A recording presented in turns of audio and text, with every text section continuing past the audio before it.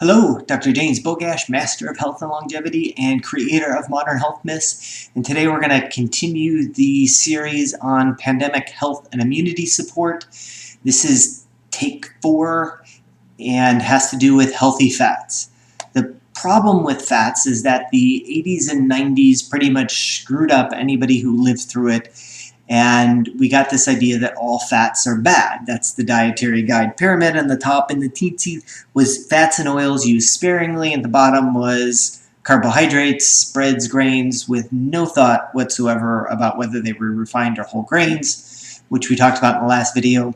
So today we're going to talk about healthy fats and unhealthy fats and how to avoid and switch between the two.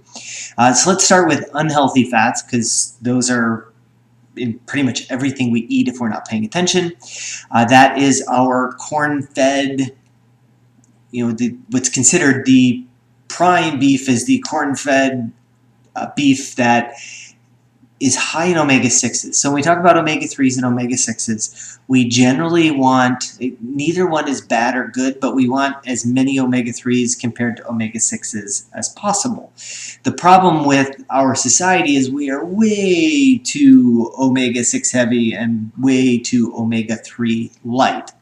So what we need to do is cut back on our intake of omega-6 fats. That's typically things like your vegetable oil, your corn oil, sunflower oil, soybean oils, and we need to have less of those and balance them out with healthy omega-3 fats, which are found in things like wild-caught fish. Don't do farm-raised. Wild-caught fish, nuts, and seeds are generally a very good source of omega-3 fatty acids. And so the more we have of those, the less we have of the omega-6s, the more of a balance we have. Personally, I think that omega-3 supplementation is also very smart. Despite our healthy diet, it is one of the things that I consider as getting the most bang for your buck, and that has to do with fish oils. Keeping in mind that fish don't actually make these. They eat algae, which is high in DHA, which is one of the omega-3s, and then their body converts that to EPA. So fish oils technically don't come from fish, and they get it from seaweed and algae. So if you want to just eat seaweed and algae all day long, that's fine.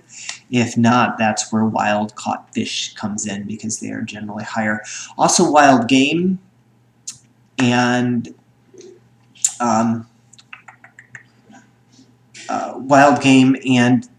we're starting to see a little bit. One of my patients actually owns Kind-Hearted Farms. I'll actually put a link to them in the comment section, but this is essentially wild-caught bovine. Their ranch is so big in central Arizona that the cattle is just allowed to free range, and so when they slaughter them, essentially you've got the best quality wild-caught bovine source. Wild game obviously is high in omega-3s. So those are ways to get more omega-3s, and we want to avoid our foods that have things like soybean oil, sunflower oil, canola oil.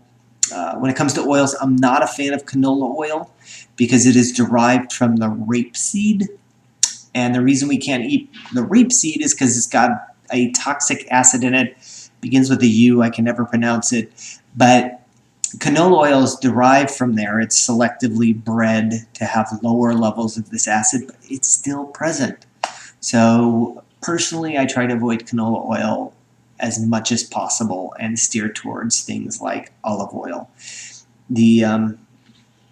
I think that we'll cover nuts and seeds. As always, be careful if you buy canned or pre-mixed, because a lot of those nuts will now contain things like soybean oil or sunflower oil or cottonseed oil, which completely undoes the health benefits of the fats in the nuts. So make sure you're eating them raw or dry roasted and salted. I could care less about the salt.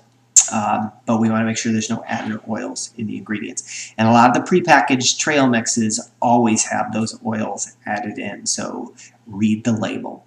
The other type of fats comes from polyunsaturated and monounsaturated fats. Those are avocados, again nuts, source of them, and macadamia nuts.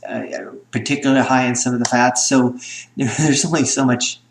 If you had to pick the perfect food, macadamia nuts and avocados are probably close. There is only so much of that you can jam into your diet in one day, but in general, the more of those types of fats we can have, the better off we are.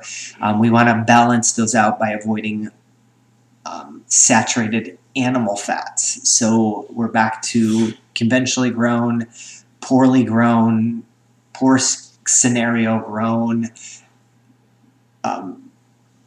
beef, chicken, pork. And those, we're not getting into concepts of things like xenohormesis. It's a deeper conversation that I want to get into. But keep in mind that our conventionally grown livestock is not anything you want to eat unless you don't really have much of a choice. We want to always stick with the, if we want to have healthy fats, we want to have less of the animal-based saturated fats and more of the poly and monounsaturated fats that we get from plants. So kind of a brief primer. The fats are really important for managing immune response, keeping things in check, making sure our immune system doesn't go off kilter. From a supplement standpoint, I generally recommend about 1,500 to 2,000 milligrams of omega-3 fatty acids per day. Higher if somebody has some other health consequences, but on average 1,500 to 2,000. That'd be 1.5 or 2 grams for those of you that it's been a while since you looked at the metric system.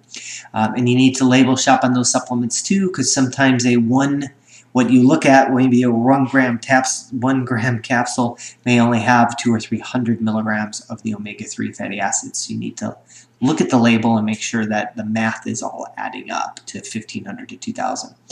As always, make sure you like this video, share it with somebody who you think needs this information, and subscribe to the channel.